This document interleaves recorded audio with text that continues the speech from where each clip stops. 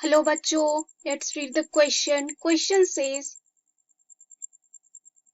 which of the statements given below is correct? इस question में हमें क्या बताना है? करेक्ट आंसर को। यहाँ पे हमारे सामने 4 ऑप्शन दे रखी है। पहला हो गया कि biological classification is the scientific ordering of organisms in hierarchical series of groups on the basis of their relationships, that is morphological, evolutionary and others. Second option जो है दिया हुआ है कि Whittaker classified organisms on the basis of autotrophic and heterotrophic mode of nutrition. Third option दे रखा है कि in 5 kingdom system of classification, living organisms can be divided into prokaryotic and eukaryotic cells on the basis of cell structure. And fourth option is given here, all of the above. Okay, so question को solve करते हैं। तो सबसे पहले हमारे सामने जो है इस क्वेश्चन का की कॉन्सेप्ट क्या हो जाएगा, इसको हम देखते हैं। की कॉन्सेप्ट इस क्वेश्चन में जो है बायोलॉजिकल क्लासिफिकेशन हो जाएगा। Biological classification. अब बायोलॉजिकल क्लासिफिकेशन क्या है, इसको हम देखते हैं। अगर बायोलॉजिकल क्लासिफिकेशन की बात करते हैं तो इसका डेफिनेशन ये होता है कि the scientific procedure of arranging organism into groups. इसको हम अरेंज करते हैं ग्रुप्स में एंड साथ ही साथ सब ग्रुप्स में एंड साथ ही साथ सब ग्रुप्स में on the basis of their similarities और सिमिलैरिटीज के बेसिस पे एंड डिसिमिलैरिटीज के बेसिस में। डिसिमिलैरिटीज के बेसिस में हम जो है इसको ग्रुप एंड सब ग्रुप में जो है इसको डिवाइड करते हैं and placing the groups in a hierarchy of category known as biological classification. Okay, अब हम यहाँ पर मेनली विटेकर के 5 किंगडम का क्राइटेरिया क्या था उसको देखेंगे। सो विटेकर जो है 5 क्राइटेरिया यूज किए थे for delimiting the different kingdoms. अब ये 5 क्राइटेरिया क्या थे इसको एक एक करके देखते हैं। अब पहला जो यहाँ पर हो जाएगा वो ये है कि कॉम्प्लेक्सिटी ऑफ सेल स्ट्रक्चर। पहला क्या था, complexity of cell structure.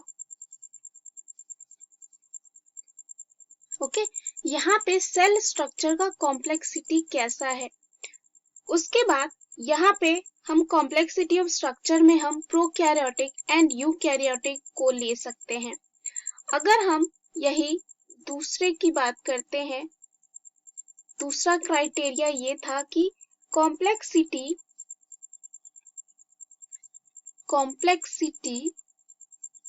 Of body structure.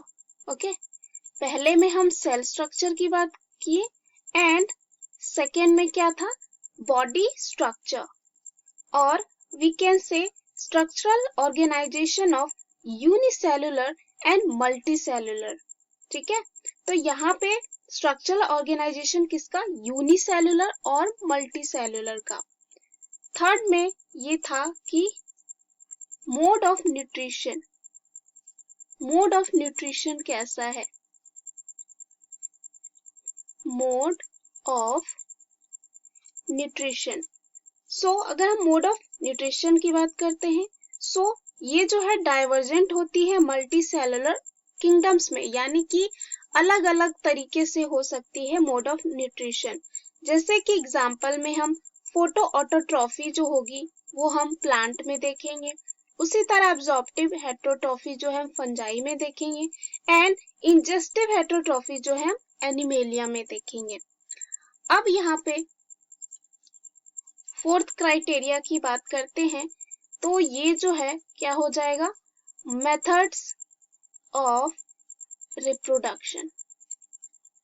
Method of reproduction, तो मेथड क्या है रिप्रोडक्शन का, ये क्राइटेरिया को भी विटेकर ने लिया था। उसके बाद फिफ्थ जो है फाइलोजेनेटिक रिलेशनशिप को भी रखे थे। फाइलोजेनेटिक रिलेशनशिप्स, इसका मीनिंग हम समझेंगे। यहाँ पे फाइलोजेनेटिक रिलेशनशिप का मतलब है कि इवोल्यूशनरी रिलेशनशिप, जैसे कि एंसेस्टर जो हमारे पूर्वज हो गए उनसे कैसा रिलेशनशिप रहा है जो अभी के ऑफस्प्रिंग है।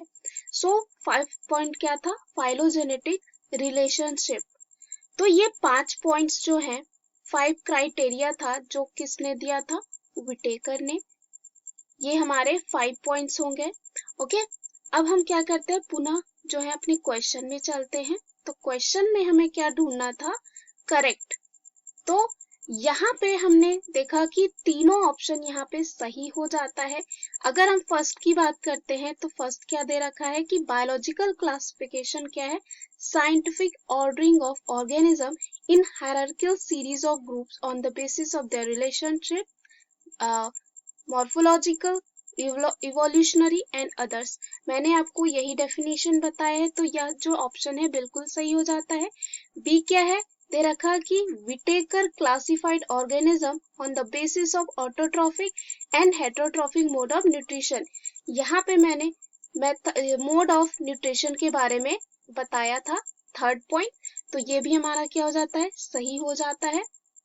अब हम सी में चलते हैं। इन 5 kingdom system of classification, living organism can be divided into prokaryotic and eukaryotic cells on the basis of cell structure।